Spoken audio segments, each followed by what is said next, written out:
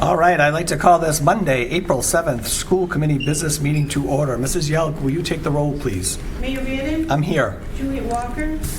Present. Andrew Boger? Here. Brian Callahan? Here. Brianna Higgins? Here. Kathleen Shaw? Here. Sarah Hall? Here. All right, can we rise for the Pledge of Allegiance, please? I pledge allegiance To the flag of the United States of America and to the republic for which it stands, one nation, under God, indivisible, with liberty and justice for all. All right, I'll now turn the meeting over to Vice Chair Walker. Okay, so as the mayor said, our first item is we are doing a public budget hearing.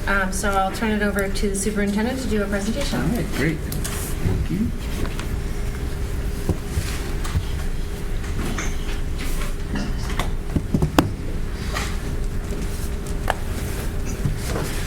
All right.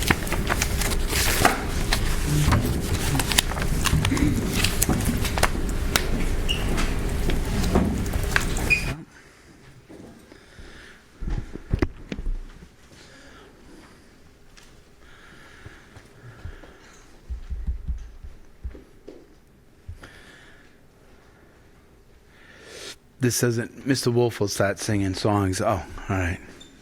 Just in case it didn't open up. All right. Well, thank you for having us present our public budget hearing right now. And so I just want, before I get started, I want to credit our leadership team, our financial team, all of the hard work of kind of where we were a couple of months ago to where we're at now. I think we're getting close to, I think, where we're all looking to continue to move the district forward along with meeting the needs of the city. So I just wanted to add, for the people who haven't been following along, obviously we're in uncertain times, especially at the state and the federal funding. So this is something that we have to, I think more than ever this year, is prepare for things that we're not used to in the sense of Title I cuts, possibly Title III and IV, our English language learner programs, and then also our IDA, which is our special education funding for next year. Those programs over the years have been pretty consistent, but I think with a lot of the messaging that's coming out of the federal government, along with a lot of the cuts that happen across the country, I think all districts, not just Newburyport, especially in the Commonwealth of Massachusetts, these are the different areas that we have to continue to monitor closely. Our ongoing union negotiations, we're very close, and I think our projections, we're confident where we're following with that, and tonight we'll have an IA contract moving forward by the end of the night, so that's a positive. And we're very close with the NTA and then the AFSCME union. We're going along. I think the cost of doing business is rising. And here's just an example of, I think, from January, what was rhetoric to the last 60 days, things that are now coming into play. For example, one piece is the tariffs that have been talked about. So our quote, typically 6th grade Chromebooks that we purchase every year comes in around $60,000 for the grade 6. But with the conversations and the tariff, we got a quote which is $16,000 more. So I think that's the first piece regarding, the federal government, and that's just Chromebooks. I'm sure there's going to be other things that we're going to have to monitor down the road for our operational expenses. This is not in, obviously, the budget because we can't predict different things like that.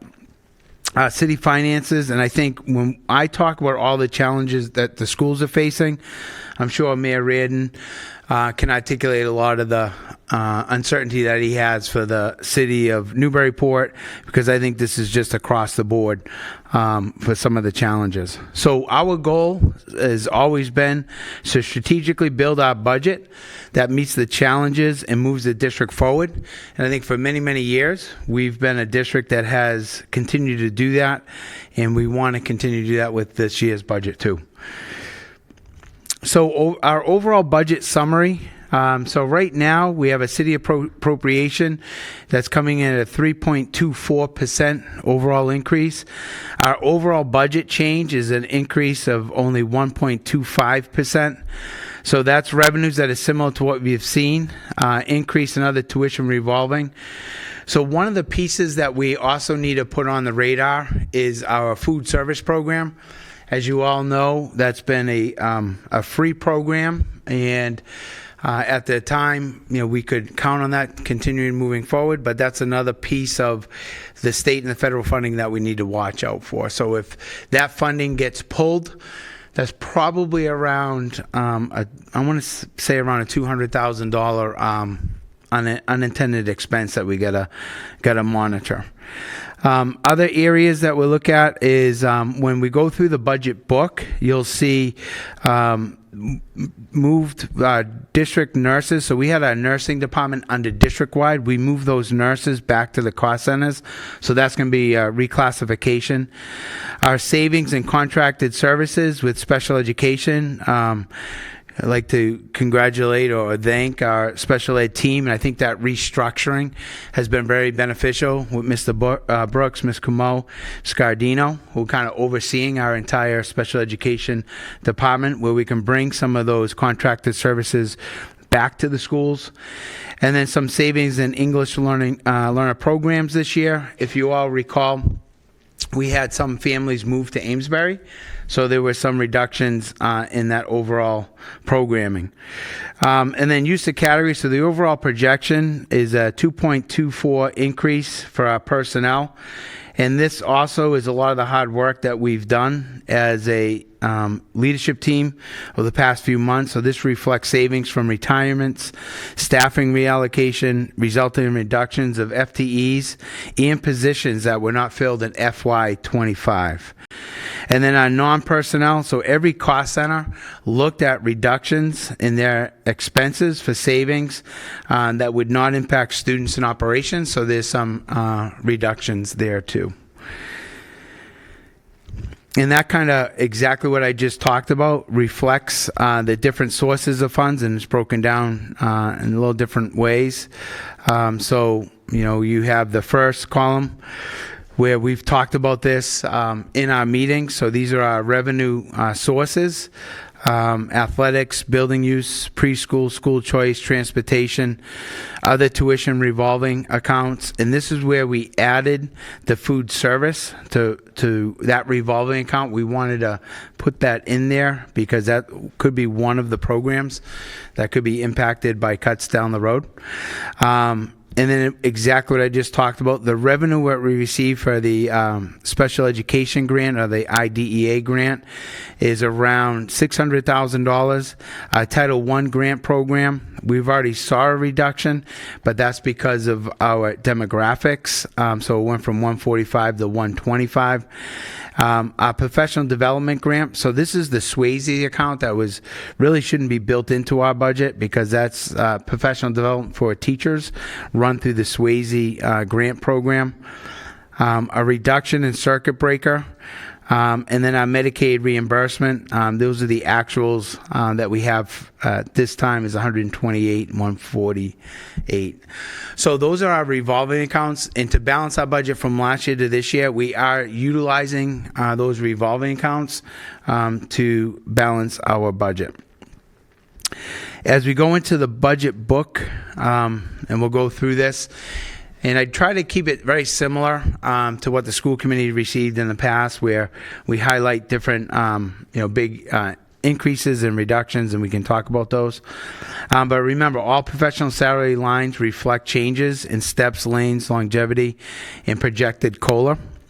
Reclassification of FTEs. So in your budget book, you'll see a decrease on one line and an increase on another. A lot of that is just either reclassification, like, for example, moving nurses from district to the schools, or literacy math coaches move across Mullen and Brez. So last year, you saw those literacy coaches really just at the Brez, but when we go through the budget book, you can see how they're split, like 7 to a 0.7 at the Brez and a 0.3 at the Mullen. So you see those cost centers switch a little bit. Yes.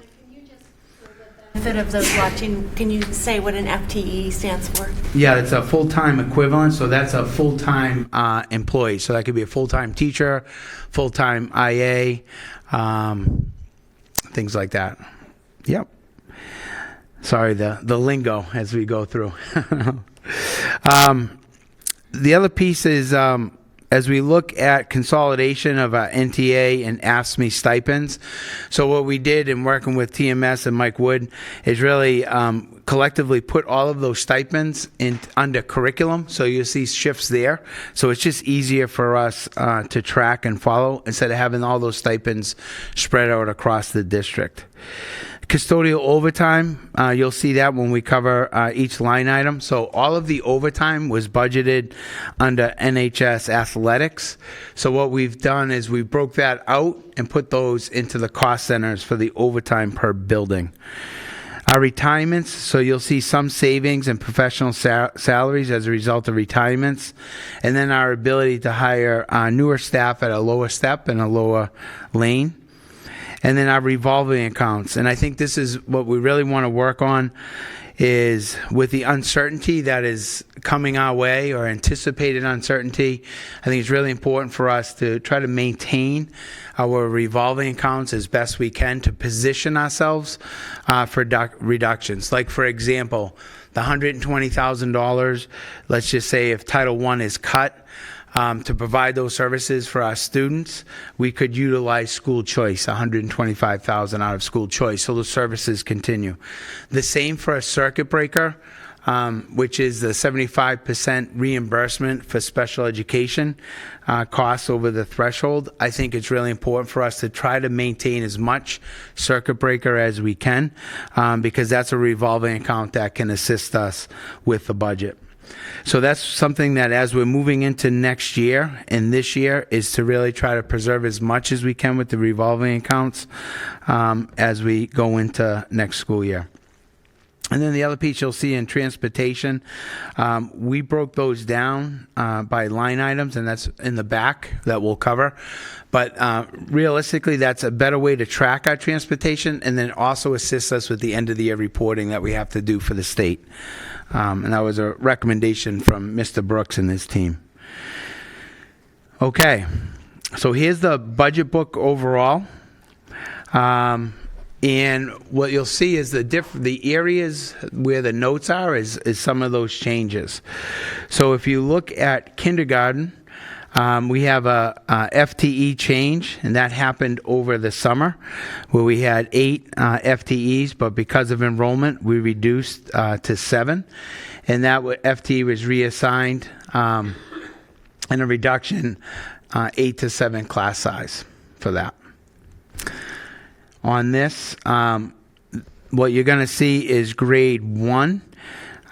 You'll see a reduction, but that's going to be a move because that grade 1 enrollment is a large class. So that teacher in grade 1 is going to move with those students to grade 2. So you see an increase in grade 2 and a reduction in grade 1, but that's really just movement of the teachers within the staffing pattern. So that would not be an FTE reduction. That would be a reallocation. All right. And just scrolling down, very similar budget, and you can see what I once again instead of going through every single line item, I just kind of wanted to for everyone, and we can go back and touch base afterwards, but just really show some of the bigger changes here. So if you're looking at special education, so this is a reduction. So it's one FTE special education teacher and one RBT, and that's because of programming needs in students in that program. So that is a reduction moving into next year. Where you see the $180,000, that goes back to the nurses. So when you see health and medical service, that's where those nurses that used to be district-wide, that's where they appear in each school. And then once again in the gray, move from district-wide. So that's your nursing staff in the Bresnahan. As we continue down under library, literacy, math, and math intervention. So in the beginning, what we were talking about, we're utilizing our interventionists instead of just at one school. And they've been a great team working with Dr. Abrams and Lisa Furlong. They've really spread out where we have pretty much 0.7 of their times in the Bresnahan, and 0.3 is also assisting at the Mullen. So that is just a reclassification. That's not a reduction on either one of those people. This $20,000, that's the unbudgeted in FY25. So that's your custodial overtime. So we took that out of NHS athletics where it was all clumped in there, and we spread it across the buildings. So each building now has their overtime, but that's not an increase. As we continue down, maintenance of plans in Title I in school administration. So there's a couple changes. So the Title I, that's the $145,000, and that's going to be accounted in the literacy line. So that's just a move, which also, as we were talking about, covers some of our professional salaries there. And then the curriculum lines, as we were talking about, those are the stipends that we're moving from all the different buildings and we're putting in under curriculum. And that's going to be your NTA stipends, your clerical stipends, just so we have a better handle on it and it's just easier to follow. Okay. Our FTEs, now we're on the Mullen, upper elementary.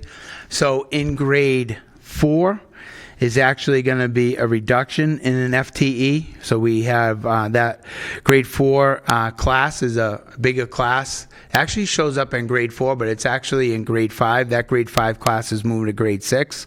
So for next year, staffing patterns, grade 4 will have 7 teachers and grade 5 will have 7 teachers. So that's going to be a reduction of an FTE at the Mullen.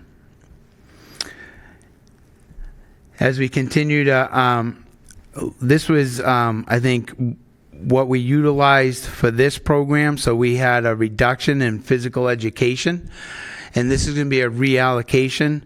We moved that position to reading to support one of our language-based programming. So we have a full-time reading teacher in there to accommodate the students, and that also ties into exactly what we've been talking about. We're bringing some of our students back that aren't going out of district placed to Landmark, and that reading support has been super beneficial in the Mullen and the Knock. So that was one reallocation of a reduction, but we moved that into our special education programming.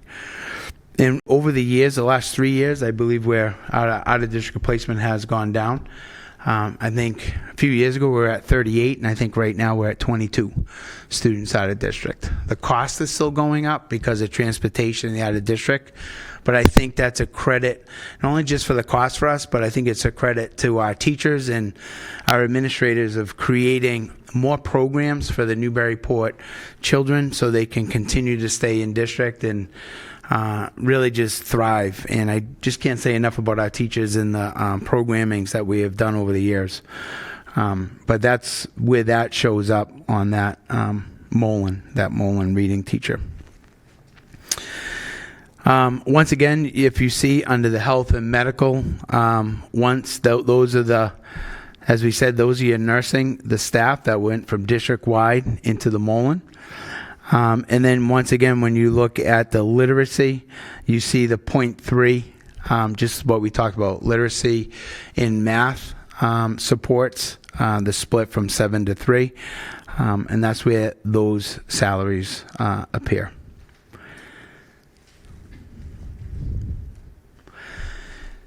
As we look, once again, where it says under budgeted, that's the overtime, and that just goes back into the Mullen custodial crew. So that's not an addition, it's just a reallocation of those funds.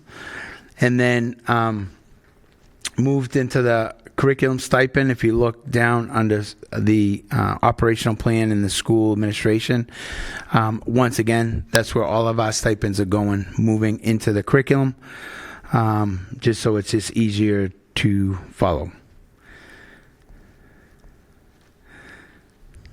I feel like I'm back in class. It's so silent, you know? Take some water right now. Would you like us to ask questions by school, or would you rather go through them all? Oh, why don't we I can go through and then we can go back and Okay, that sounds yeah. Because I am going pretty quick for everybody, so yeah. if we need to head back, we can do that. All right, we'll keep on going. Once again, art, physical education, special education, health, medical service, instructional materials, and tech ed. Once again, we move the FTE, Mullen, Knock for reading. So remember, the IDC and also language base is out of the Knock and the Mullen. So it's kind of a 4 to 8 program, especially the IDC program. And that's a 1 FTE that was moved, and that's not a reduction. Under health services, once again, that's your nurses that were moved back into the Knock Mullen. And you'll see a couple of those repeats because it impacts both schools. That's why you'll see the that reading teacher is going to impact both the Mullen and the Knock. As we continue down, library, student activities, athletics, reading, and special education. So this is, once again, actually a stipend moved back on the stipend line into the curriculum, and then moved from the athletic budget. So that's the overtime at the Knock. So that's where you guys are seeing that overtime being moved back to the schools. Stipends, once again, every time you see the $57,000, that's NTA stipends that are moved into the curriculum, which is part of their contract. And we'll keep scrolling. All right. So when you see the increase, so you won't see the FTE increase. If you look, it's 8.10, and then an increase of $47,000. That's the step and lane changes along with longevity. So that's where you see those increases. It's tied directly back to the contract, and that's where you'll see those increases. If you scroll down, this is high school science. So FTE support the pathways. So this was a reallocation. So we had a reduction in staff, and we hired part of the pathways program is we hired an additional biology teacher, and that allowed Dr. Hobbs to run our pathways program and then also teach the AP sciences. So that was just a reallocation of an FTE, and it was no additional cost. It just got moved into the science salaries. Technology, music, art, business education, and special education. Really not many changes. The only increases you'll see is some step and columns. A $16,000 savings in art, and that was due to a retirement. And then down the bottom, once again, Brad and his team, working with Andy Wolf and his team, we do have a reduction of a FTE in special education, and then 1 RBT, which assists with that program. And that's just due to program changes at the high school.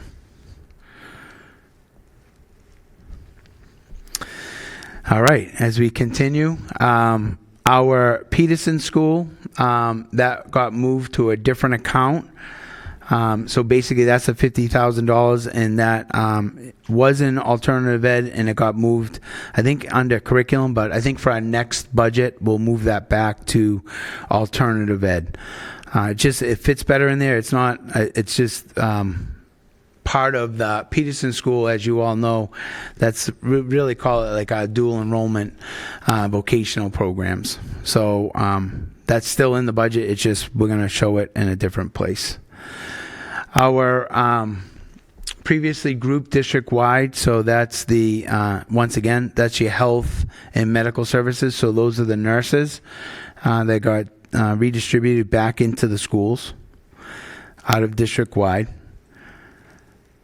And now we're on library, student activities, and athletics. So as you scroll down, increase in ICE. So that's your rental agreements. Every year that's going to go up a little bit. So that's going to be an increase of $13,000 for the ICE and field costs. This is where you see the 192. That was previously, that was the overtime that we talked about. That's where it was all captured. So we broke that up and spaced that out throughout the schools. And that's through Mr. McSweeney kind of looking at that for us. So I appreciate his assistance. And then previously funded revolving accounts. So those are the coaches' salaries. And working with TMS, to base all your coaches' salaries on a athletic revolving account just is not good practice. So we're shifting that over into the operational budget. And this year, the difference with TMS is projecting versus projecting athletic accounts and actually the actual funding that's coming in. So it's a better accurate number.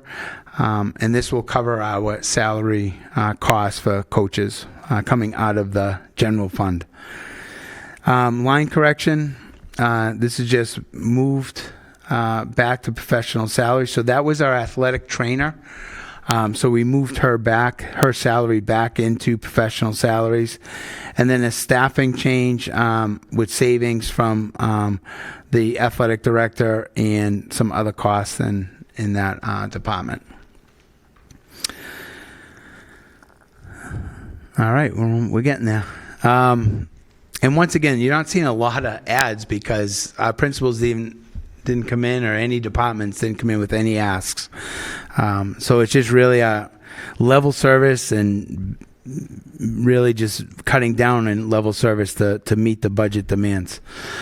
So for us, this is the FTE, that savings that we talked about, that was used for the biology teacher. As you scroll down, that $50,000. The other piece is a savings on the electrical with the E-rate at this time, using our rebate funds to help offset those costs for electrical moving into next year. And I'm not sure if those are funds down the road that we need to take a look at. Is any green type of energy that schools are getting credit for? We just don't know if that might be next, but something that we need to look at. And then the last, as we're moving in here, just overall, the $16,000, that's a consolidation of the Ask Me stipends that are going to get moved under curriculum. So all of the contractual stipends will be moved under the curriculum. And just some district-wide leases. So our Apple lease is there on the right. Upgrades, as you all recall, Mike Morse and our tech team did an amazing job upgrading our 911 system at the high school throughout the summer. These are just parts of that cost, for next year. And then our one FTE reclassified from pro salaries, for Carter software security upgrades, to reclassify pro salaries. So this is within the technology department.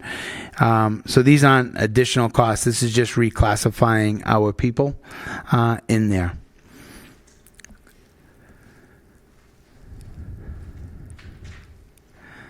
All right. This is our special education. This is where you'll see the, when you scroll down and you see the reclassification of the transportation. So you can see just on the left here, transportation private day out of district, transportation in district, charter school, transportation collaborative. So Mr. Brooks and his team kind of broke down the transportation. So you'll see a $400,000 decrease, but that's just really moving that funds into the different line items for the end of the year report. So that's not going to be a savings. It's just a reclassification there of the transportation. As we continue with our budget book, professional salaries under curriculum.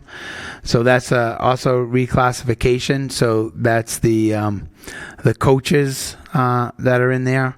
Our NTA stipends, we're moving the $123,000. That's where that got moved. Our stipend position down the bottom here, or midway, that's also, that $27,000 is also getting moved into the NTA stipends, or that one's actually a clerical stipend. And then down the bottom, move back to the building, and then move to the building there, professional salaries. This page really just self-explanatory. There's mentoring is also, that's also going to be one that's getting moved into the stipend line item for the NTA. And then the $116,000 under ESL. So that was the cost savings this summer when a group of our families moved out into another neighborhood, another district, not neighborhood. So that was some reductions that happened over the summertime.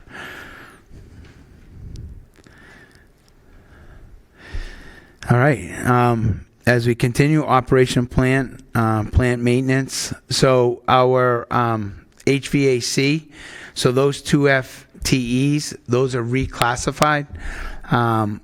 So we moved same thing for our maintenance crew. We put them together, so we moved them out, and now they're together. So that's not like a savings; it's just a reclassification. And then also, if you look down under FTE reclassified to district-wide, so your maintenance crew is moving back to the district, and the custodians are staying within the buildings. It's just easier for us to track that, and that's why it says no change. And next, we have school administration, non-salary employee benefits, and school committee. We cut the school committee by $55,000. No, I'm just kidding. Yeah, that's right. I was seeing if you were paying attention. Callahan said thumbs up.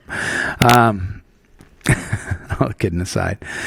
No, but just basically, just things that we have to budget for. So contractual buyback obligations for some of our veteran staff members that will be retiring, and then sick leave buyback. So that's the contractual obligations. And that changed, I think, back in 95, September 1st of 95. So employees before then still had in the contract a sick leave buyback. So we have to budget for that. And on this page, once again, just central office, just a reclassification of one of our secretaries. I brought them back under the umbrella of central office. And next page, we look under circuit breaker revolving. As you know, this is that's our revolving account, and you can see how we're utilizing that more and more. I think there's been a couple benefits for this year. I think understanding from January, we've really had a budget freeze on the school budget because we just really want to emphasize, those revolving accounts and trying to bring them back up. I just foresee this in the future. We're going to need that funding, I think, down the road. So the more we can I guess, resupply our revolving accounts, it positions ourselves better even for this year and going into next year, depending on what the economy and what's going to happen out of DC. So that's our expenditures on circuit breaker. And I think that's pretty much it. I just, once again, just want to say, in this budget that we're presenting, there's not a lot of asks, and it's just really taking a look, I think, overall of our operations, and the principals and the budget holders, I think, did a great job reducing. And our goal is to continue to move the district forward, but also come in with a balanced budget. And I think getting down to a 3.25, we even worked on it, as you know. We changed the budget book because we've been working on this, trying to get this as low as we can, but also maintaining our programming and moving the district forward. So that, to me, has been the biggest challenge. And then everyone in this room has been just a large part of that, giving us suggestions. I'll tell you, the principals and the budget holders, just really looking at their budget, seeing where they can reduce, seeing what they need to maintain, shifting cost centers around a little bit. So I think at this point we're in a pretty good place. But every time you start reducing more, it's going to be challenging for us to continue to move the district forward. So that's kind of where we're at right now. Superintendent, and I do want to say, when I called on Friday, check in, you literally sounded like you guys were just wrapping up. It was pretty late in the day, and I know there was a lot of work going on. So I know there's been a lot of efforts, and thank you to everybody in the room who participated in that. I think it's evident from where we came to where we are now in terms of this year's challenges. Really appreciate all the work. I just want to, if we can open up to questions, but we could go back to the slide that showed the revenue sources, and this is just a clarification for the benefit of folks watching and folks who are paying attention to the budget process. When you talked about, the revenue sources of funding in that first block there, Yep. Those translate into fees to families, and I just want to point out that the result of some of our challenges are that we will have to, for example, start charging for school lunches again, school breakfasts and school lunches again, and that is part of your planning under other tuition revolving. So the sources of funding, some of it is going to have to come from families. Unfortunately, that is the climate we're in, and it's no fault to the district. It's just where we are. Athletics fees, we're not raising fees this year, but that is part of how we fund our athletic program is through fees from athletics.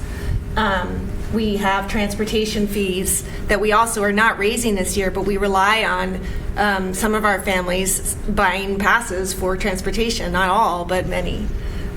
So I just want to point out that there are definitely, and preschool, that's a tuition-based program. So I think just noting that some of these revenue sources are costs borne by the people who utilize our programs and who we serve. And I think there's no, at least I don't think any school committee is ignorant of the fact that we still rely a lot on families in our district to help support our budget. So, that's no small task. So I just want to just bring that up. So any specific questions from folks? Yeah, Mr. Callahan. Thank you. I have 3 questions. Can you send out an electronic version of this that has the comments column? Because it's not there Correct. in the PDF.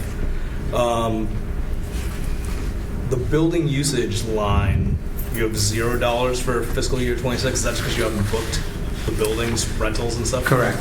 Yeah. We You can anticipate it's going to be a similar It's number. usually around $32,000 to $40,000. Okay. And what is the dollar amount to get if you were told by the mayor that you have to get down to 3%? What's a 1/4% in dollars? I want to say probably an additional, was it about 120,000 to get down to around 3%? A little bit more. A little bit more. Around 40. Thank you. Would you say 140? 140,000. About 140. Thanks. Any other questions from members? I'll give you a minute. I'll go. Mayor?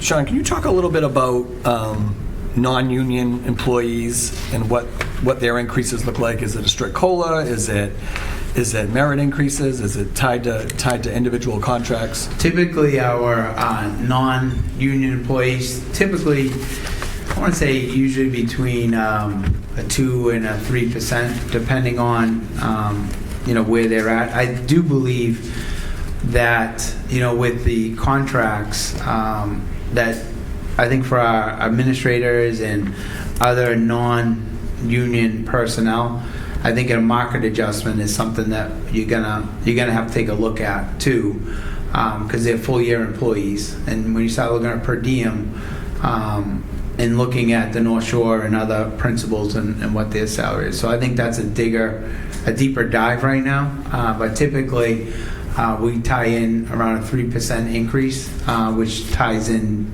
pretty much to the contracts for non-union. On non-union contracts and salaries. Is that consistent like across the board, or? It all depends on it. When for some individual contracts, if they're when you look, for example, I would just say I believe our assistant principals are underpaid when you start looking at the North Shore. So they may get a little more of a bump, like maybe a 4%, depending on what we can, I think, across the board afford. Right now, the priority is to finish the contracts for all of our unions first, and then we start looking at the individual contracts of our administration. And that's not just administrative, but like people like Mr. McSweeney, anyone on an individual contract within the schools. Are you all? Are you all? Yeah, that's fine. Okay. Member Higgins? I had a couple of clarifying questions and then a comment. So clarifying the AD, you mentioned that there was a savings from the AD, but the line item shows it went up. That's probably under, I'll find it. Do you have what page it is on the bottom now? That could be a reclassification too for some of that salary. Let's see, page 15.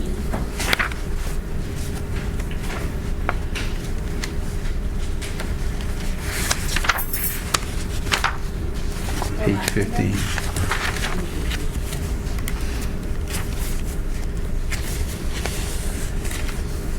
Yep, so that's the savings, I think, overall within that personnel line item. So there was some savings from the athletic director salary. And then the other piece, there's savings with the, we did to provide support for Mr. Antonelli. So we had different members assisting at each sport. So those were some stipends that we also were built into that. So that professional salaries line item is more than just the AD, so I think what Correct. you're probably Yeah, those are just a referring couple to. of notes, right. So the note would say, Yeah. it would have been a larger increase, is what you're saying. Correct. Okay. Yeah. Does that make Thank you. sense? I appreciate that. Yes, yes. And then just a couple of comments that I wanted to make. One, well, really just, to thank your team and for the benefit of the public as well.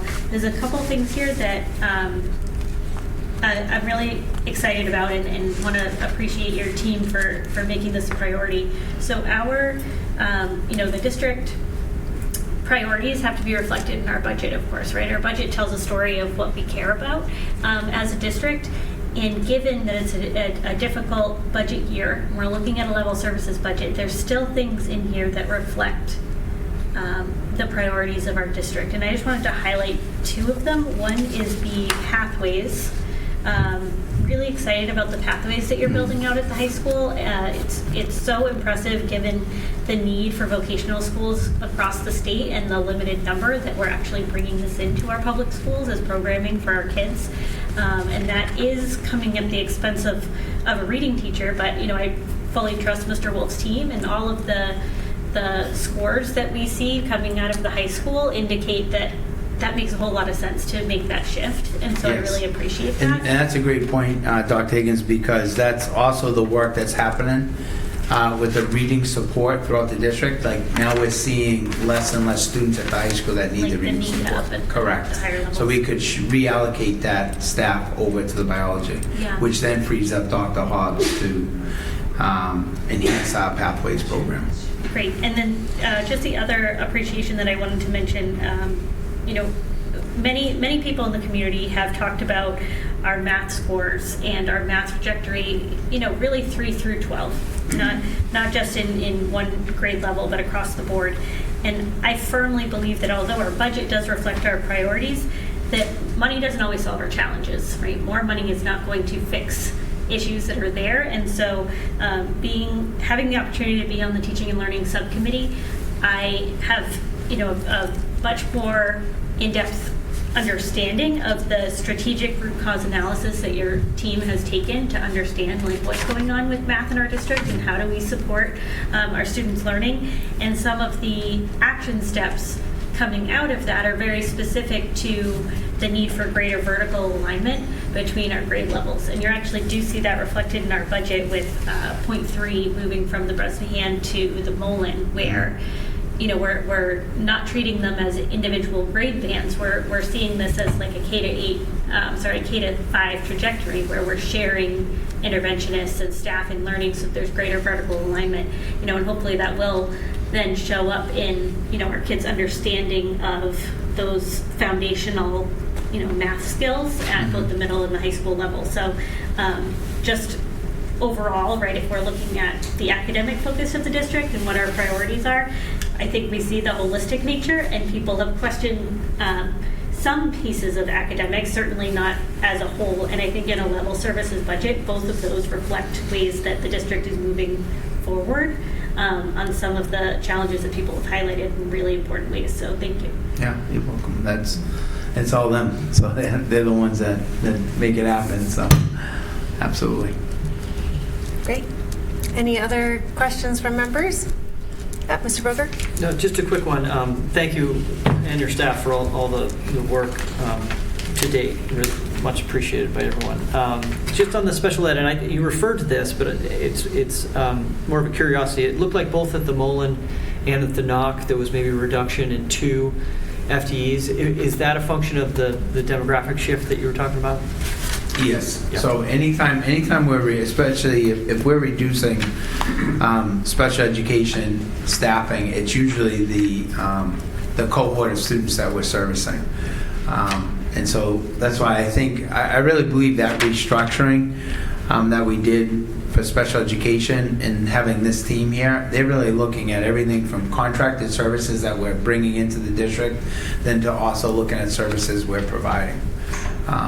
And so I just think I can't say enough about the special education department and everything that they're doing. But anytime you see a reduction in that, it's justified to reduce. Yeah. Okay, this is more just a comment, but one of the things that I'm pleased to see is, again, in response to some of the comments we received last year related to the budget, a reduction in FTE. I hope that message is coming through, and also I think again advancing our overall goals. Second what committee member Higgins said and shared. We are continuing to see advances. But the other thing that I'm cognizant of is keeping our resources and our available, and I don't want to say safety net, but it is sort of how it's a simple way to look at it. With so much uncertainty, I appreciate the conservatism in the budget in understanding that we need to build in some ability to be responsive to what we don't know is going to happen. And so not dipping into our revolving fund as much as we have in the past, and keeping our school choice as well funded as we can, so that we can have some ability to shift if we need to. I really appreciate that. Yeah, and I just to credit, being a superintendent through COVID and all of those challenges, right?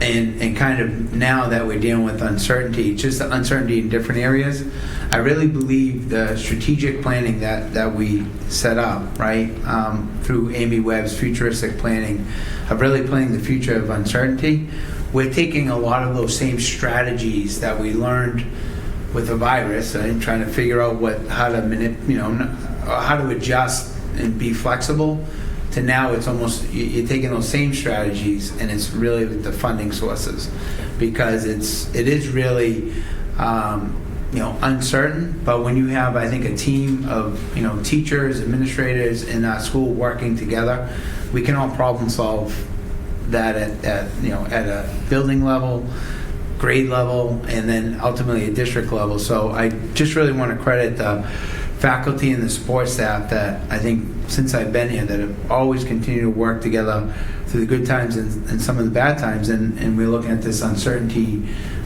financially is challenging times. But I mean, sometimes I don't have all the answers in my office, but I can reach out to the people at the ground level, the teachers, administrators, and that's kind of how we've been developing this budget. Like, how do we continue to move the district forward, but where can we reduce the cost to make sure we come in with a balanced budget? So I think I agree with you 100%, Ms. Walker, is we really need to position ourselves going into next year, especially with, and not relying on state and federal funding, but some of these revolving accounts that could help us, weather some of the storm that might happen. Any other comments from members or questions? There. I'll just finish this comment period off by saying that we've kind of had a similar approach at the city level as well. I mean, this is a really tight year. I keep saying leaner and meaner a lot up at City Hall. So one, I want to commend Superintendent Gallagher for getting us to this point. I kind of had told everyone to have that mindset of 3% this year, no matter what the department was. And that was months ago, right? Now, since then, we've learned that there was a 14.8% increase in health insurance, right? So that was a $2 million hit to our budget, even after all that. About $900,000 plus of that is from schools, okay? So I just want to keep everyone have that in mind as well as we're looking at the budget. So like I said, I think this is great. I think we've got some more work to do, which is great. We have another meeting, so I look forward to seeing the final version. But this is the types of things that we're dealing with right now, right? Health insurance is important. We're lucky to have it. We had 2 years where we had zero increase, and now all of a sudden we have a market adjustment and close to 15% increase. So yeah, it's a difficult year. Again, we're looking at positions at the city level as well, not filling. I think we have probably 12 positions we're not filling at the city level, or at least that we're thinking about. Nothing's official yet. But again, I just appreciate all the work, and I look forward to seeing the final version. Any other questions? All right, so I think at this time we can open up the public comment related to the budget hearing. So if there's anyone who wishes to speak specific to the budget hearing, if you're in the room and are wishing to speak, please come forward and state your name and address. Is anyone here for that purpose? Okay.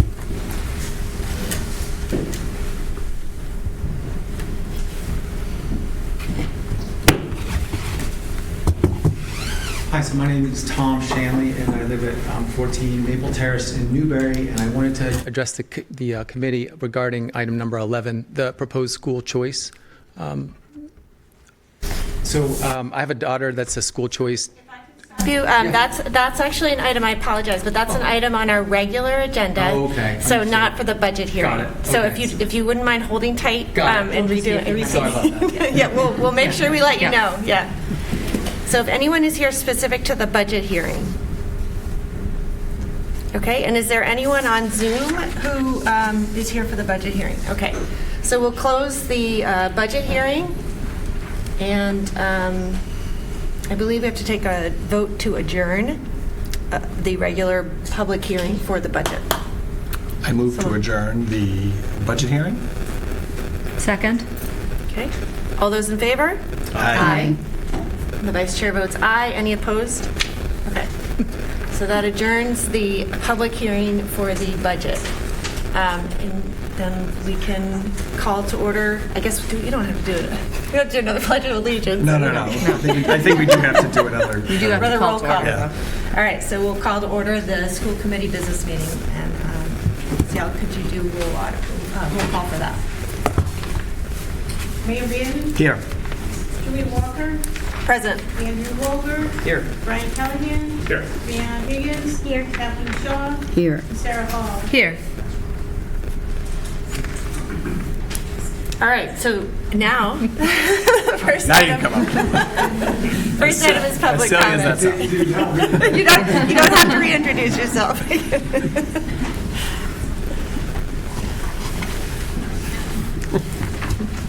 So yes, my name is Tom Shanley, and I'm back. I live at 14 Maple Terrace in Newbury, and I just wanted to address the committee on item number 11, the school choice proposed openings. So my daughter is a sophomore choiced in right now at Newburyport High, is having a fantastic year and experience there. Her twin brother, Charlie, now wants to leave Austin Prep and come here to Newburyport. I don't know if juniors are accepted usually in these school choice committee hearings, so that's why I wanted to just come forward and say if there's a chance to have space, that juniors may be considered, because I know my son in particular would jump at the chance to come to Newburyport. So thank you. Great, thank you.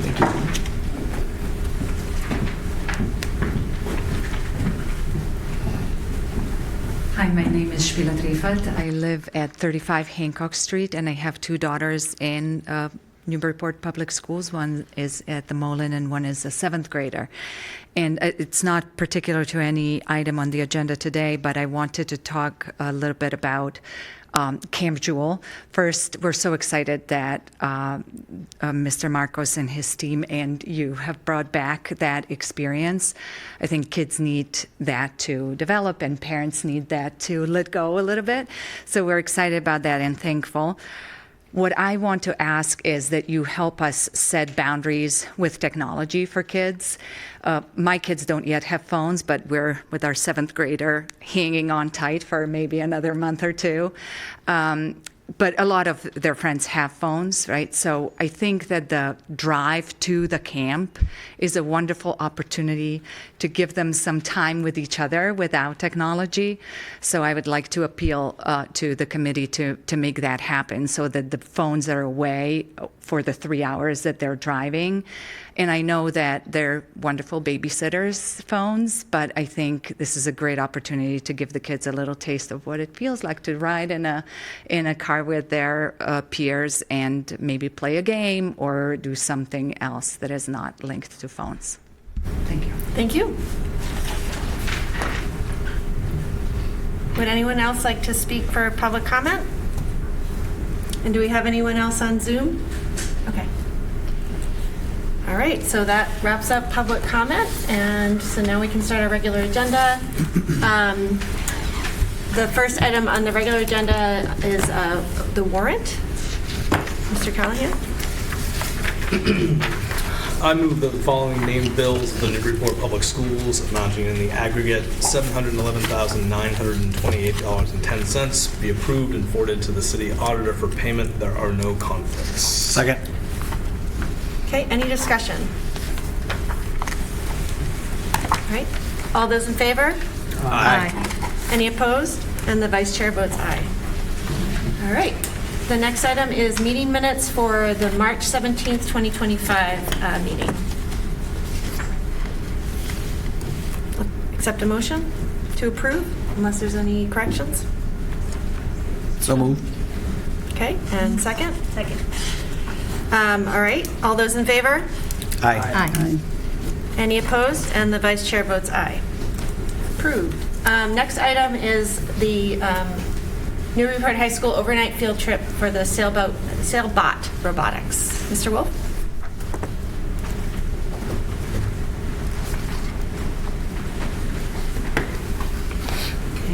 Thank you for having me. And I know I was here last time to talk about the Real World Design Challenge field trip that they will be going on shortly.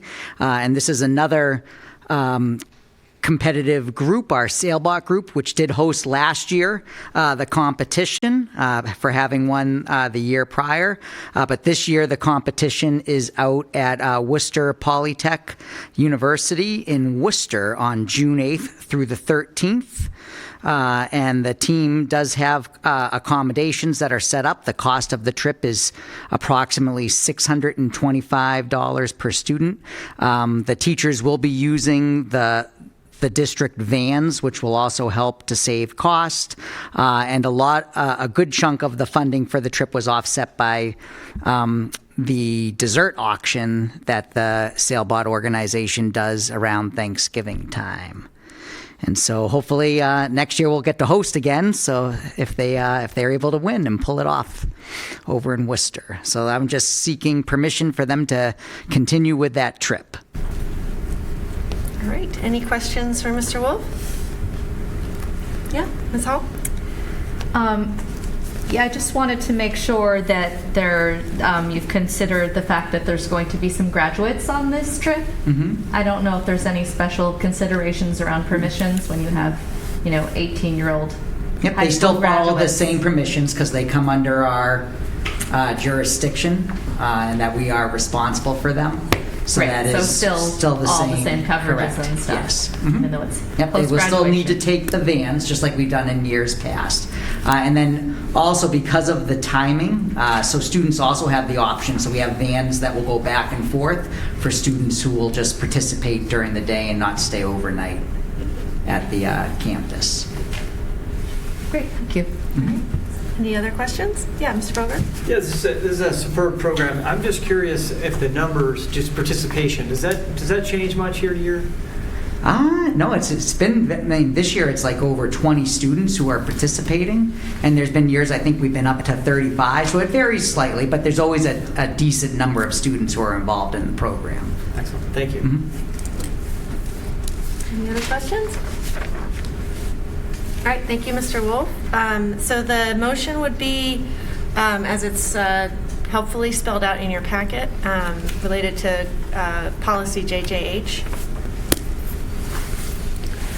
So I move to approve the Sailbot field trip, policy number JJH. That's it. Great. Second. All right, any discussion? Good luck, Sailbot team out there. Thank you very much. All right, all those in favor? Aye. Any opposed? And the chair votes, vice chair votes aye. All right, next item on the agenda is the consideration of an NEF request to name a second grade classroom at the Bresnahan in honor of Mrs. Jean Kirkpatrick. And I don't know, do we have a representative from the NEF to speak to this? Or should we just talk about what's in the packet? I can speak to it. Oh, thank you. So in our packet, we have a letter from the Institution for Savings. I actually don't know how this came up with them, but they are asking that we consider naming a second grade classroom after Jean Kirkpatrick. Jean Kirkpatrick was my second grade teacher. She was my aunts and uncles' second grade teacher. She was my brother and sister's second grade teacher. Really one of the best human beings ever. After she finished her long teaching career, I think she's about 92 years old right now, she has been a volunteer up at Anna Jake's Hospital forever. So you probably have seen her sitting behind the desk at Anna Jake's at some point over the last 20 years or so. Her health, I guess, has been failing the last couple of months. She has been keeping close tabs on me since I became mayor. She stops by every once in a while, so I haven't seen her in a while, but she would check in on me and tell me what I can do on Mosley Ave, where she lives, to help the traffic there slow down. I think this is a super idea. I think what the NEF was hoping tonight is that we could waive rules and approve it. Oh, we don't have to waive rules. No, I think we can. We can just go ahead and approve it. But again, there is some timeliness to this. They'd like to do this while Ms. Kirkpatrick is still here with us and can enjoy this, because it is just an incredible honor, and it's wonderful that the Institution for Savings, again, they do it every other week it seems, but they step up for really great causes here in Newburyport. And they're just, again, they're the top giver to the NEF year after year. Yeah, and just to clarify, although the letter alludes to the school committee giving permission to sell the rights, that is not part of the vote tonight. The vote is related to the naming rights. We have already, agreed in spirit to the NEF raising funds for the schools, but we are not obligated to approve the name because of a donation. We consider that separately. So the consideration tonight is whether we agree that naming of this individual fits within the spirit of the school, overall, and that this is a person deserving of that privilege and the reasons for doing it. So the policy it references is also in your packet, and I just lost that. FF. Thank you, FF, I should know that. Policy FF and the example motion is also in your packet, if anyone would like to make a motion. I think the mayor should do it since he's his teacher. That seems Thanks. appropriate. I don't see the sample. Okay, here. But no, it's okay. I'll just. All right, I move in accordance with policy No, that's not right though. FF. Oh, FF. Sorry, the one that's highlighted. In accordance with policy FF, naming new facilities, the NEF and Institution for Savings are seeking the school committee's approval to name a second grade classroom at the Francis T. Bresnahan Elementary School in honor of Mrs. Jean Kirkpatrick, former longtime elementary school teacher. Second. Okay, any further discussion? I'm just more curious, because we've done this a couple times this year, which is excellent. I mean, the last one for Cindy Johnson I thought was extremely well-deserved, and this certainly is as well. Do we know how many classrooms at the Bresnahan have been named? I can't speak for the NEF, but I do think we have, don't we have something in our packet that shows the numbers that have been, I mean, so it summarizes that for us? Typically, every year we get a sheet that is in the tells you how packet. many. Get like an annual update. Yeah. So at some point in the maybe distant future, but they will all be named. Is that the rate at which we're going? I guess. I don't think so. No. It's actually very few actually have names on them. Yeah. Classrooms. Yeah, we've That's probably what I figure, but yeah. Yeah, we've probably had more this year than would be typical. Like Okay. usually we have one or less than one a year. That answered my question. Yeah. I'll get a percentage number at some point. Yeah. Walk around the presidential count. It's Okay. Any other comments or questions? All right. All those in favor? Aye. Any opposed? And the vice chair votes aye. Okay. Next item is the amendment to the Crest Articles of Agreement, which is also in your packet. Yeah, I can just touch base. So this is minimal adjustments. So the Crest attorney took a look at this, and basically the whole idea of this is we're on the board and we're a membership school of Crest, and what we would like to do is set non-member rates at a higher amount, because we're all competing for some of those spots, especially out of district placement, and so some of the non-member schools are paying the same rate. So when we met as a board, we basically want to be able to raise the non-membership for the districts, so they're not being taken up by, the membership. So that's why we try to highlight kind of what that was, but that's all it is, and the rest of it is just mostly cleanup. But it just gives the board permission to raise the rates of non-member schools. Do you mind just giving a high-level snapshot of what Crest is? Yeah, so Crest is a collaborative that Newburyport belongs to. And so there's different collaboratives around the North Shore. Crest is one. It's myself and Triton, Amesbury, a lot of the local regional schools that are members, and so we're on the board. So when we do have services, or sometimes where we have the ability to do professional development training regarding various disabilities or SEI training through Crest. So it's being on the board and being a membership school, we get certain privileges. But what's happening today, as we all know, there's a lot of competition for students to get in out of district placement for certain pieces. So when we were with the new director and as the board, we're kind of looking at this because there's a waiting list for membership schools and there's non-membership schools that have slots. So our idea was that we should have the ability, to raise the non-members slots if we're all competing for the same piece. So that's what that is. But it being a member in a collaborative, you get reduced costs and things like that, professional development access, and that's the benefit of being a member for some of these collaboratives. Okay, so the proposed amendments are summarized in the red line version of the Articles of Agreement in your packet. Does anyone have any questions of the superintendent? All right, so this is not specific to a policy, it's just a requirement for this to go into effect because we are a member of this, and it is required as a member that we vote as a board. So the vote would be to accept the amendments as presented to the CREST Articles of Agreement. If someone wants to make that motion. Not the word approve. It says approve and. You can approve, yeah, we can say approve. Well, I can do that. Yeah. Okay. A motion to approve the amendments to CREST's Articles of Agreement as approved by CREST's Board of Directors on March 12th and 26th, 2025. Second. Any discussion? All those in favor? Aye. Any opposed? And the vice chair votes aye. Great, thank you, Ms. Hall. All right, next item on our agenda is a collective bargaining agreement between the Instructional Assistants Union and the Newburyport School Committee for the period July 1st, 2025 to June 30, 2028. I don't know if we really need a presentation. I didn't know if you had any comments. No, I just, I'll turn over to Ms. Hall, who is our school committee rep. Sure. It's the first time we used interest-based bargaining with the It was, IA, so. which was super productive, and I'm glad you're still hanging in here. Been sticking around, tried to make it as early as we could, but here we are. So the memorandum of agreement is in the packet, so I think everyone's had a chance to review. I can just start with the motion, and then if any questions come up. Sounds good. That's good, okay.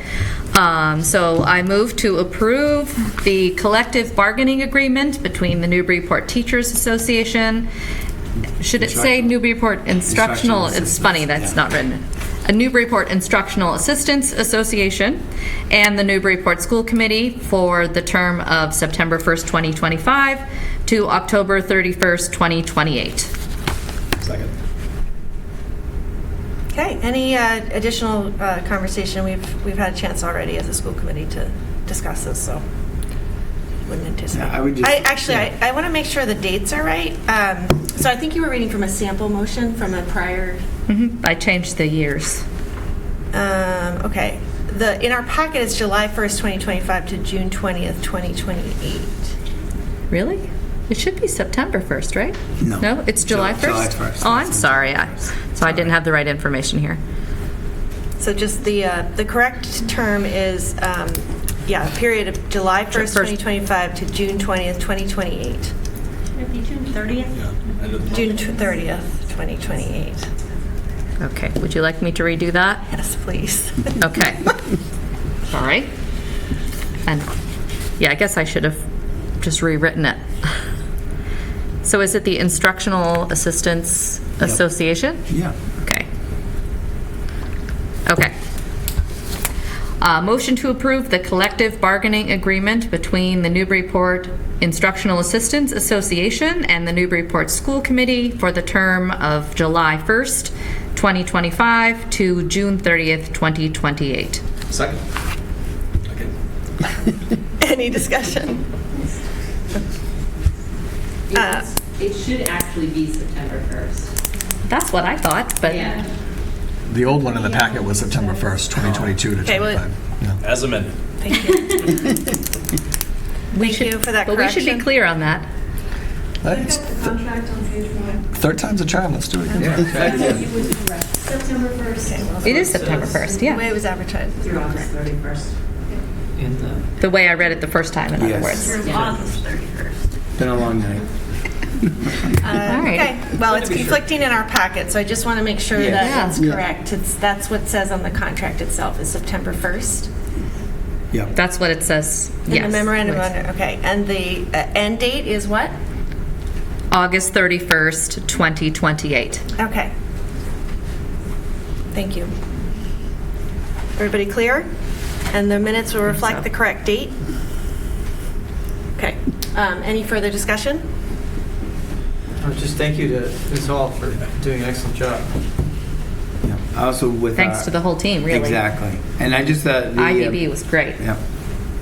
I agree. And I Mm-hmm. think I want to credit our IAs and all the work. When you can negotiate a contract and have it done in March, there's a lot of goodwill, I think, among administration and our IAs, and Ms. Hall's leadership from last year to this year has been, the last contract to this one is a lot more collaborative, so appreciate it. And that's a group of like the unsung heroes that come in every single day and truly support the classroom and the kids and the family. So it's a great group of people. So I just want to be very celebrate a great bargaining, because it's not happening around many other districts. So. Thank you, Superintendent. You're All right, welcome. any other comments or discussion now that we have everything clarified? All right, all those in favor? Aye. Any opposed? And the Vice Chair votes aye. All right, thank you. Thanks for staying, and thanks for making sure we got it right.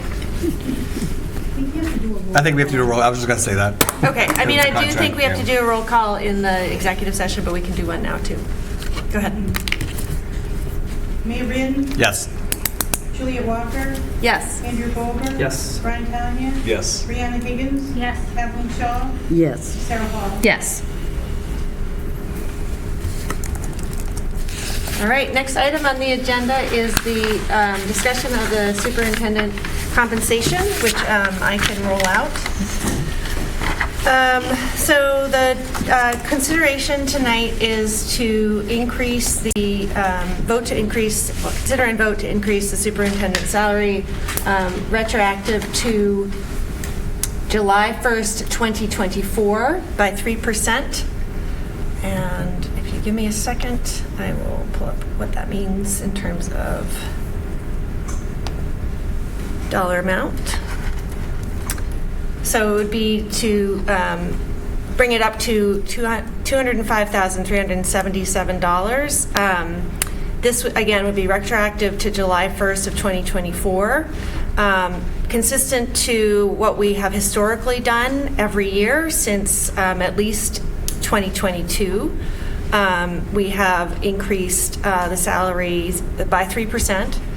And that is consistent, as those of you, we had this conversation earlier about the professional salaries, that's consistent with acknowledging good work by the superintendent and others to continue to move the district forward.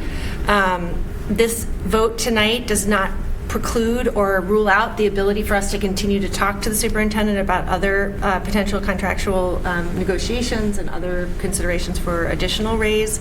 But this would at least bring us to a point where we're consistent with prior years. So my request of the committee is to consider a vote to approve a 3% increase in the salary retroactive to July 1st of 2024.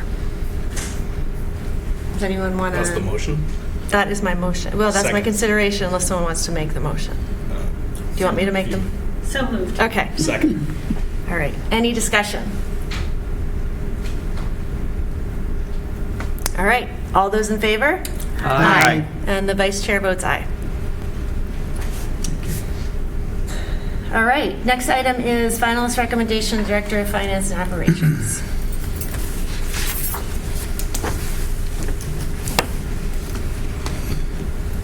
All right. Take a moment. Are you still blushing from that raise? You know? Okay. Well, once again, just credit the school committee, and we did a comprehensive search. And as you know, this position, not only on the North Shore, but this is one of the positions within the school districts that are very hard to fill. So we were advertising, Pam Keeley and really the team, we advertised in a lot of different places. And what ended up happening through our process is we had one finalist, and people may know him, Ethan Manning, who brought a lot of experience. As you all know, he's had 13 years working for the city of Newburyport, including 10 years as a finance director and city auditor, as well assistant city auditor and business manager in the Department of Public Services. Previously, before joining Newburyport, Ethan worked over 5 years at Bain Capital, Boston and London. As an analyst, he monitored $8.4 billion in assets. He also worked in London Operations and Training Associate and Senior Portfolio Operations Associate. His career in summary analysis for Liberty Mutual Insurance Group of New Hampshire. Bachelor of Science, graduated magna cum laude with a minor in Government and Management at Bentley University in Waltham. He's a certified government accountant and a certified Massachusetts Public Procurement Officer. He holds many certificates and licensures throughout, and I just think what we really liked about Ethan and from working with him, his high character, high morale, and instantly just brings, I think, not only just his experience, but really fits in with what we really do at the school, and also under Mayor Reardon and his leadership approach, collaborative leadership approach, problem solving, and for him to come to us, I think is going to be a great asset for our business office, and I think a good move for him and his family also. So we're really excited to have him take over the reins at the end of this school year and begin working with us beginning in July. So Great. we're really excited about that. Thank you, Superintendent. And we did have an advisory committee that we formed, and Member Hall, I can't remember who else was part of that. I'm just blanking. Mr. Boger. Mr. Boger, that's right. Sorry. Do either of you want to offer any additional comments or insight? No, I mean, we're thrilled. I don't mean to speak for others, but that's the general consensus. And I want to thank the superintendent for being patient since the fall in the process and ultimately landing us in a really, really strong position, I think. Great. Thank you, Mr. Boger. All right. So the motion would be to approve or accept the recommendation of the advisory committee to hire the Director of Finance and Operations, to hire Ethan Manning for the Director of Finance and Operations. This would be an approval to start negotiations on a contract, correct, Superintendent? Yes, to Yeah. move into negotiations. So moved. Okay. Second. All right. Any discussion? All right. All those in favor? Aye. Any opposed? And the Vice Chair votes aye. Congratulations and thank you. Thank you, guys. All right. Moving on to the next item, which is school choice proposed openings for the 2025-2026 school year.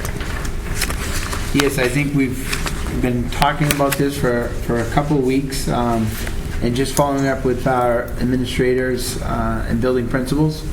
So our proposal for this year, opening up school choice, 5 slots in grades 1, 2, and 3.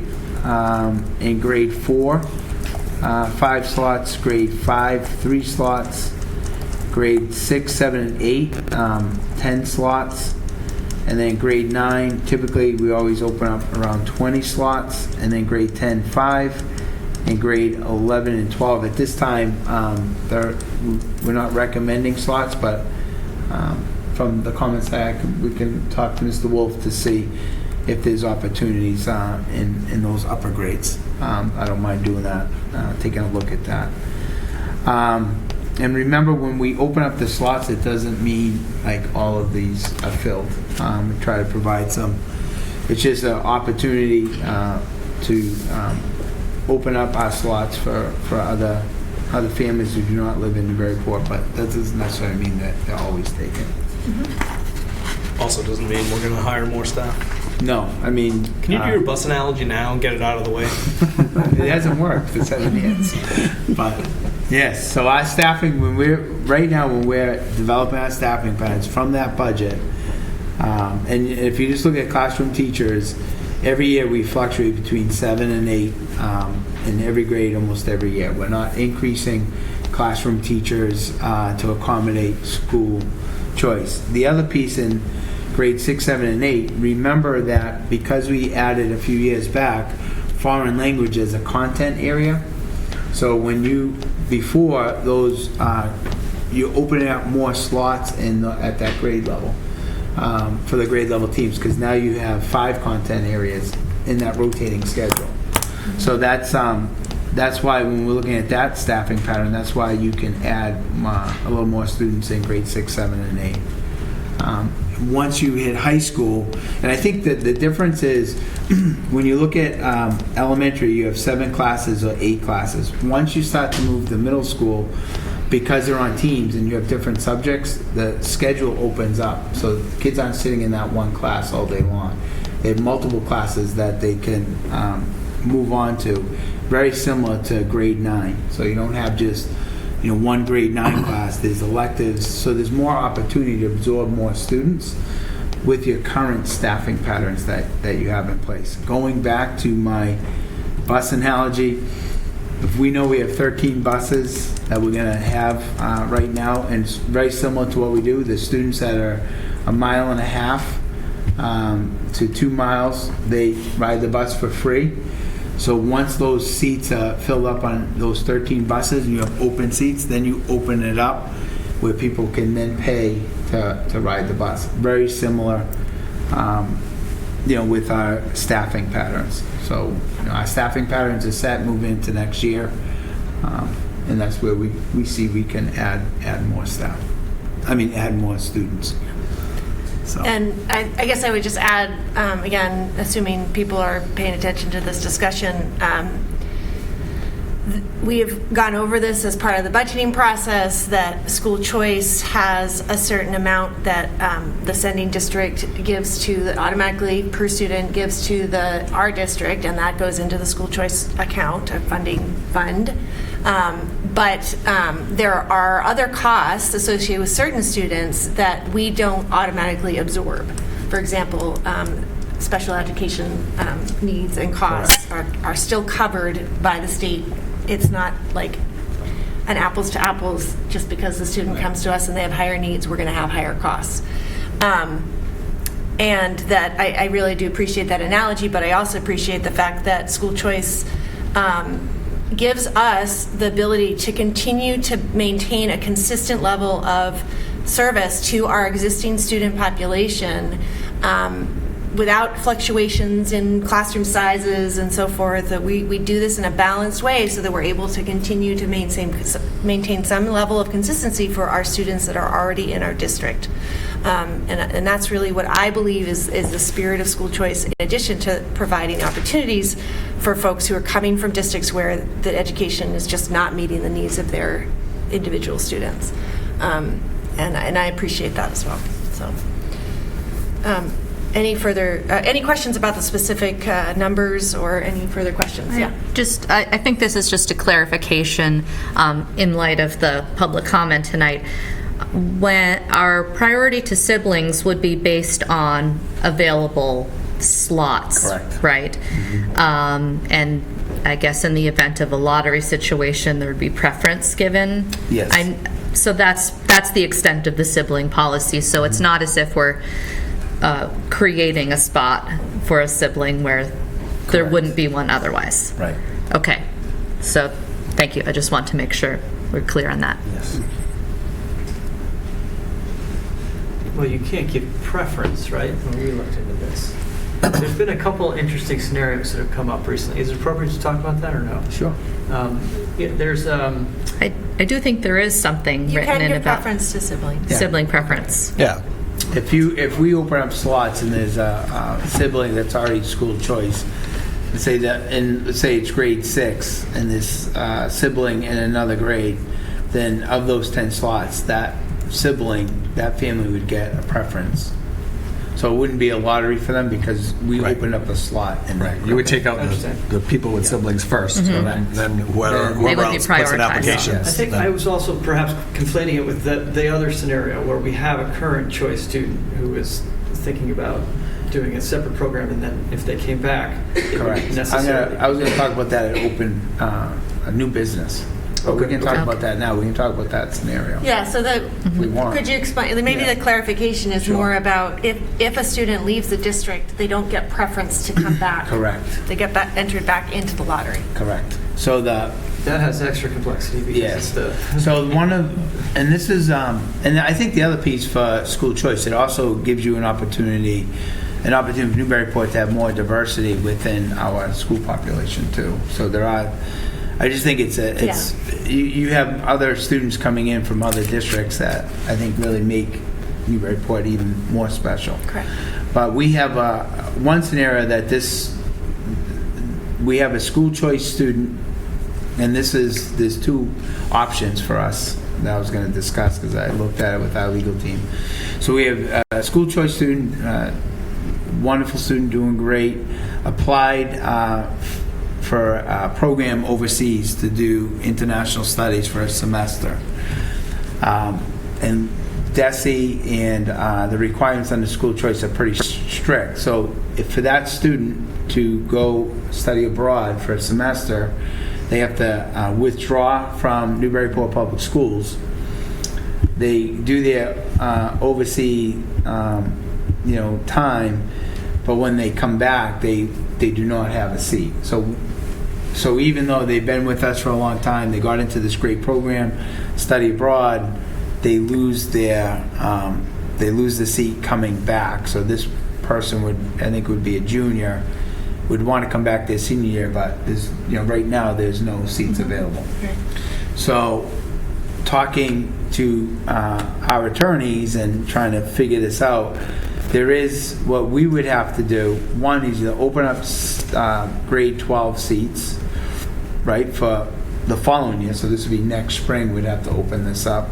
Or our school committee could work with the sending school committee where that student lives, work out an agreement, and then if you have the agreement, then we could allow that student to come back at a cost. But that would have to be between the two school committees. So this is those are the two options that we have, and this is trying to help out, but there's no wiggle room with school choice. So even if it's a wonderful program and the student's going to learn a lot, once you leave the district, you have to withdraw. You forfeit. You forfeit your school Yeah, choice, and okay. you're not guaranteed to come back. Right. So that agreement with the two school committees, the cost would be the standard choice cost? It wouldn't be tuition? No, it would just be the standard choice cost. And I mean, there's sort of the individual scenario, and then there's sort of precedent for the future. So Correct. we're essentially Right. talking about a spot that's 2 years off. And so if we say one didn't come to the agreement that the superintendent has sort of very dutifully pursued, if somebody left and then wanted to come back, there's no spots in grade 12. But if you opened up spots in grade 12, theoretically, anybody could then Correct. apply for those spots, and there's Right. no Yeah. There's no preference guarantee. given to that. Right. Unless they have a previously sibling. Unless they have a sibling. Unless they can Unless they already have a find sibling. us. Yeah. I'm sorry. But this wouldn't even be. I'll disclose. It is a unique situation. I'll disclose. I'm essentially advocating for this because I think it's a wonderful student that's trying to do a wonderful thing, and I think part of the larger discussion is when you open up spots and bring someone into your district, they're often bringing talent with them, and as the Yeah. superintendent said, that's a diversity of all kinds. And then, are we committed to said student throughout the course? I guess I just wouldn't want to discourage students from doing a similar program in the future because they're trying to do something that that we encourage students to do, which is go out in the world and learn and come back. So. But I just want to thank the superintendent because he went above and beyond and took a lot of extra time to pursue this legally. Yep. I know we're not going to decide. I'm sorry, Sarah.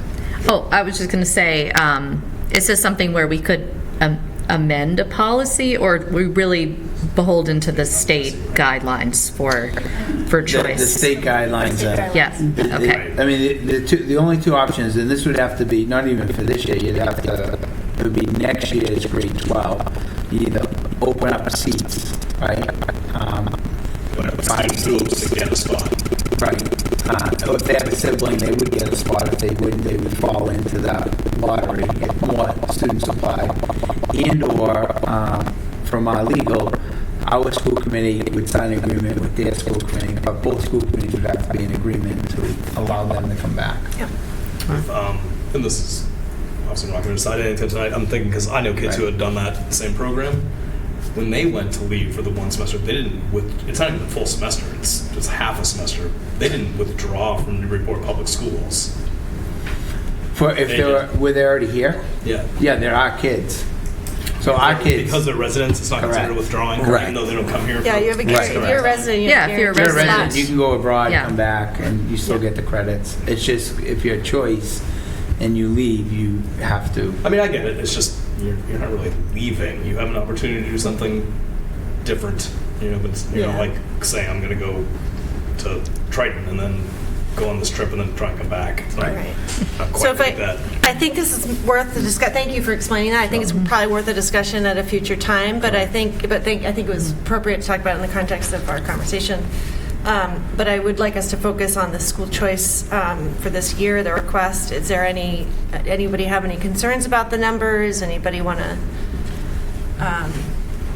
I mean, I do think, given the extraordinary circumstance we find ourselves in, that sort of added incentive for the program, for lack of a better term, above and beyond the fact that our general commitment to this program in the past. So I support that, and I think that we have numerous success stories of people coming into our district that we could point to as examples. I will say that last spring, the numbers, it was brought up that the pattern of the numbers increasing constantly was of concern, and it was suggested that that's not necessarily the case, or has to be the case, or will be the case in the future. So I'm by no means suggesting anybody was being disingenuous, but we should just be aware of that it's a higher, the numbers are not higher. And I know there's a yield issue too, where you don't know if everybody's going to take all the spots. So that's my only comment. I just want to comment that the comment about that comment was from City Council. Which comment? I'm not even sure. That's getting obtuse. That the past determines the future. We could vote no on all school choice next year and have 0. So just because we allowed 20 in 9th grade this year doesn't mean anything remotely close to that will happen the following years. I had one other comment. I'm sorry, I'm losing my mind. Hardly. Well, I'll say. I'm sorry. I got it. Came back. I know we in the past have allowed 12th grade, and I know it's an odd class because it's a shorter year. The kids already know each other, about to graduate, all those things. It has nothing to do with space ever. And I know there have been several families from Georgetown who have been inquiring about a senior year spot too. So I briefly mentioned it to Andy Wolf at one point in passing. I think it'd be good if we were able to do that. I think they're going to have an unfortunate budget season for next year. Georgetown. If the committee would like, I could revisit grade 11 and 12 and talk to Mr. Wolf. Well, we can always amend it after. If we voted on it today, we could always do it again, right? Mm-hmm. I would support that. Yeah, I think I would support revisiting 11 and 12 and just be cognizant that we want to be sure that it's the right thing for the schools. Correct. But if I think it would be worth considering that potential, but in the future of opening week, we can vote tonight. Sorry, do we ever lose kids in 11 and 12? Most of the students, when we're seeing more of our students doing the online high school. Okay. Which is statewide, right? Yeah, it's a statewide, and it's typically for various reasons. Some students excel more online than coming to the comprehensive high school. So at the high school level, our choice out, we're seeing an increase in that online high school. So and it's not it's really about 11. So right now, I think it was 11 students that choiced out that are doing the online high school. So if you're set up for a set enrollment, and you have seen dips in that, even in that senior year. Yeah, because typically it's once they're in virtual high school that they're going to stay in that. Yeah. They usually don't come back. Do those kids come back and graduate with our kids? They can. If they walk? If they want, yeah. Typically they don't, though. Yeah, Ms. Hall. I just wanted to say I appreciate the inclusion of the historical data on enrollment. I don't remember seeing that in the past, and it's just interesting to note that it seems to be about 50 to 60% enrollment based on the number of spots that we open up. so. Right, I kind of wanted to show, like, even though we open up all these slots, they're Yeah. not, it's not 100%. Like, it varies, people sign up, and by the time school starts, they don't enroll. We very rarely go to a lottery situation. Correct. On any of the grade levels. Right. I just think that's helpful to put it in context. So the proposal here has 78 slots, so maybe 35 to 40 additional students. Correct. Is what we could project. So that's helpful. Thank you. You're welcome. All right, any other questions? All right, then I believe the vote would be to accept the recommended school choice numbers for the,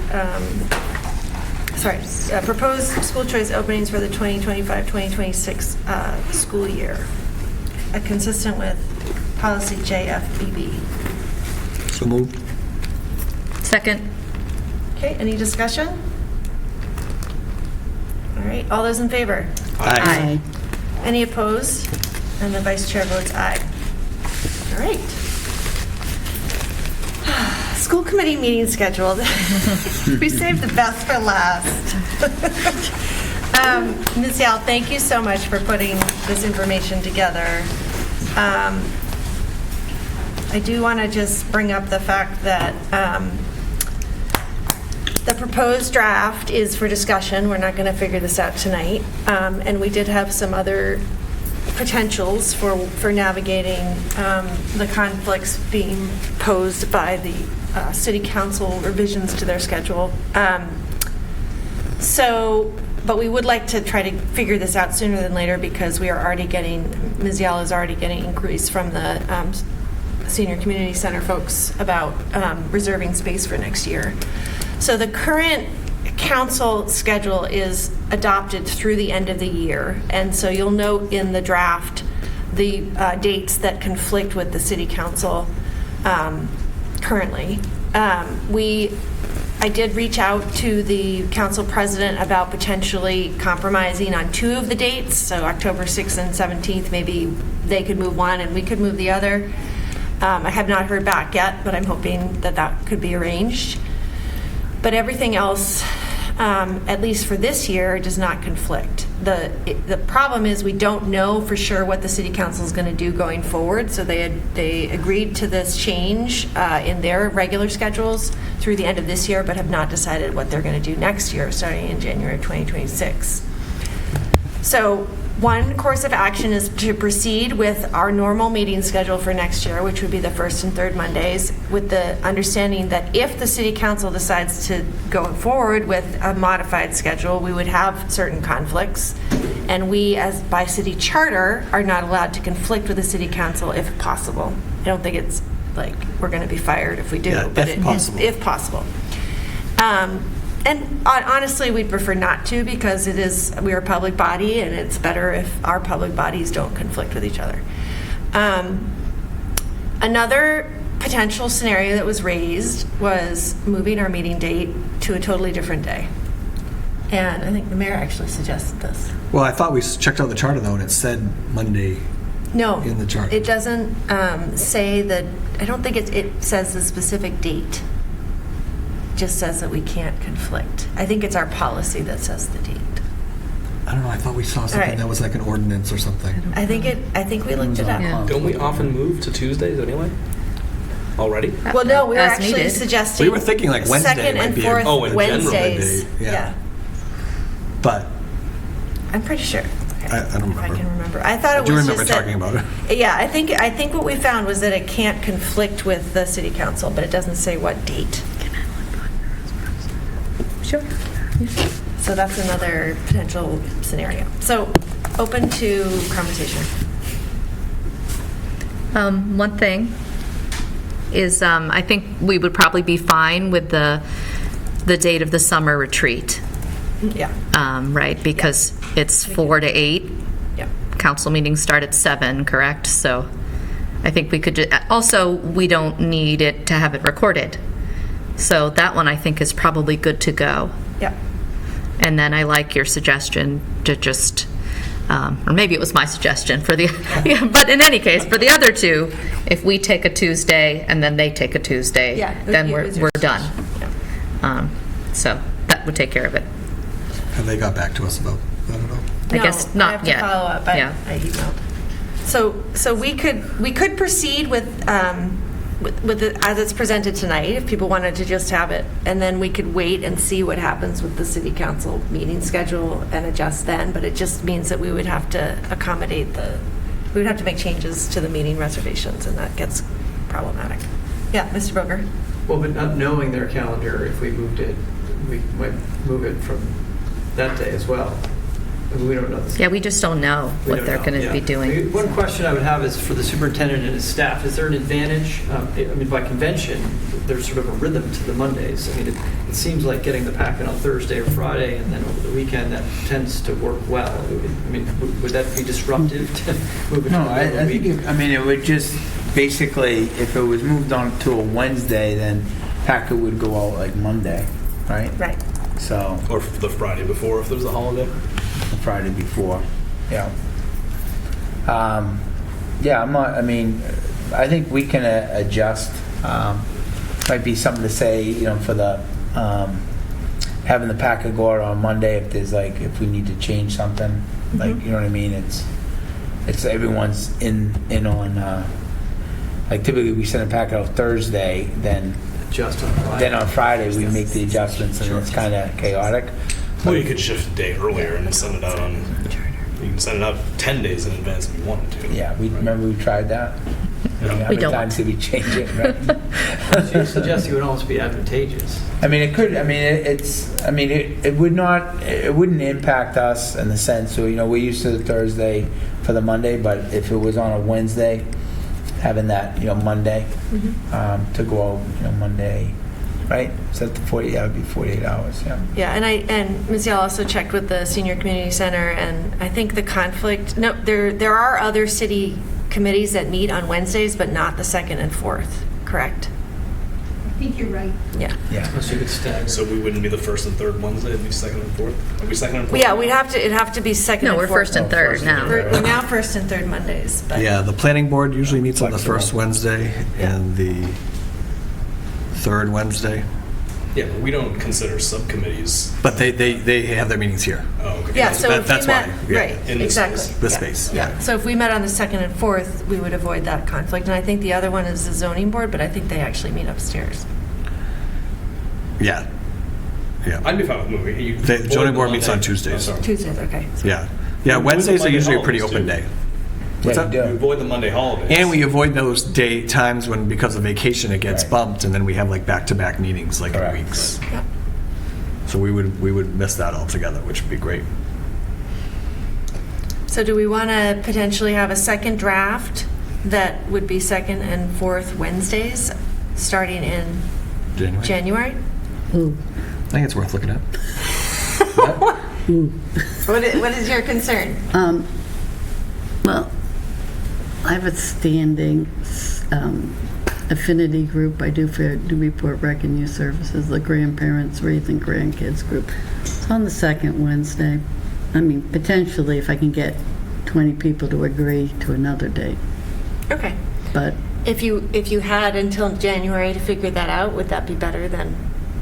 yes, Okay. yes, that would definitely be better. The other oops I have is I can't do the retreat. That's the Monday after my daughter gets married and we'll still be out of town. Okay. Yeah. I'm open to moving the retreat. I don't know that we need to stick to the August 4th. Yeah. Yeah. Okay. It's a good placeholder. Yeah. Well, Yeah. we could always accommodate a change in the Yeah. future. But. So So you wouldn't move starting in August, you'd wait till 2026 to move them? In which case, it doesn't matter because I won't be here, so go ahead. that's right. You guys can all just vote. I won't be there in those I meetings. mean, we don't, so as you see we only have that one conflict, sorry, two conflicts that we have. It's not too bad. It's Yeah. not, which isn't too bad, so that's what I Yeah. thought, we've all kind of settled into this first and third Monday Yeah. routine, and I have it in my calendar for the rest of the year, so. Yeah. I should say I won't be here, I'll probably be in the audience. Oh, great. Can't wait for that. Heckling, yes. So, You just want to keep this routine going? Yes, I mean, why not? all right, well, why don't, do we have any other I direction? just wonder if it makes sense to, I don't know, maybe not overthink it and wait until you could get some guidance from council closer to the end of the calendar year. I don't think that's a good idea. This room will be booked. reserved. Oh, You know good what I mean? point. It's- Okay, yeah. Council doesn't care because they always have a room, right? They So, get like, priority. Right. That was one of my points when Yeah, we yeah. were dealing with this. Right. Yeah, okay. So, I mean, No, that's a great point. Yeah, Yeah. I mean, if we could wait, we would, but, the fact that Ms. Yale's already getting calls about reserving for next Gotcha. year. Okay. is- All right. Do you understand what the revisions are? And you and I can. You chat guys about can it, talk too. later. All right, great. Thank you. Okay, so we'll put that one aside for now. Are you good with that? And so now we'll move on to subcommittee updates. FinCom, We have not met, we meet on the 17th, thank you. Policy, right? So we meet. any updates? Meeting next week. We are meeting next week. And I believe one of the considerations is related to technology use, personal technology use. Okay, communications? Yes, so we did not meet for March, and for April, our April meeting is actually on May 1st because that's the Thursday prior to the vacation week. And that's currently scheduled for 5 to 6 p.m. in the Knock Library.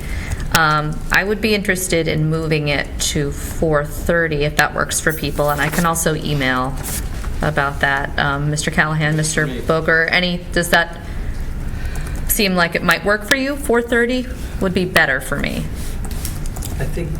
I can follow up with an email. Okay, that'd be great. Yeah, Yep. I'll make it work, but yes, thank you. That would be appreciated. Mr. Callahan? Yes. Possibly? Okay. Thank you. That's all for that. Great. All right, Teaching and Learning Subcommittee, I know we had an update last meeting. We meet next week. Okay. And no update on the Superintendent Evaluation Subcommittee. Okay. Nope. Thank you all. We'll get there, everybody. Yes, we will get there. All right, Superintendent. All right, just two updates and just credit our faculty. So, team of high school teachers, Brendan Sperma, Dr. Hobbs, Mr. Mahan, and Dr. Abrams are invited to present Newburyport's Portrait of a Graduate work at the New England Association of School and Colleges Conference. They presented the best practices, protocol strategies that we've utilized. You can see the picture. It was a packed house, and a lot of the districts are going to start coming to Newburyport and taking a look at what we're doing at the high school. So it was really, really nice.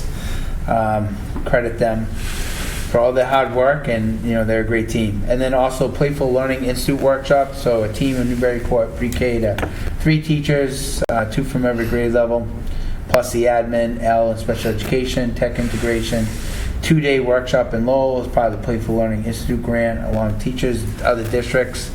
Group learn about playful pedagogy, and started practicing some of the learning strategies. So this was great because it brought a lot of different districts together, and it's just going to be a great network as we move forward. Credit Ms. Furlong, who was also there, that led that team there, and it's just great to see teachers going out and presenting and also getting some great best practices. So there you go. Awesome. Yeah, that was a quick one. Yeah, thank you. You're welcome. Any questions for the Superintendent? Okay, any new business items? There's a CPAC meeting next Thursday, the 17th, at 6 o'clock at the Knock Library. All right. Oh, I have a meeting on this Wednesday with the group that's developing the community dialogue on phones in schools, and I believe we'll be setting a date at this meeting, so I can follow up with details at the next meeting about that. Great. I think Newsies opens up this weekend at the Knock. Yeah, we didn't get our student report. You're right. So I already got my tickets. I don't know if you guys grabbed yours yet, but looking forward to it. Nice. Anything else? That was it. Flag item. All right, so as a concluding item, we are going to have a vote to go into executive session for the purpose of discussing strategy related to non-union contract negotiations, and we will not reconvene in open session. So I will make that motion if somebody else wants to second it. Second. Okay, and roll call, Ms. Young? Lee Randon, Yes. Julia Walker, Yes. Andrew Bolger. Yes. Frank Callahan, Yes. Brianna Higgins. Yes. Kathleen Shaw, Yes. Sarah Hall. Yes. All right, thank you.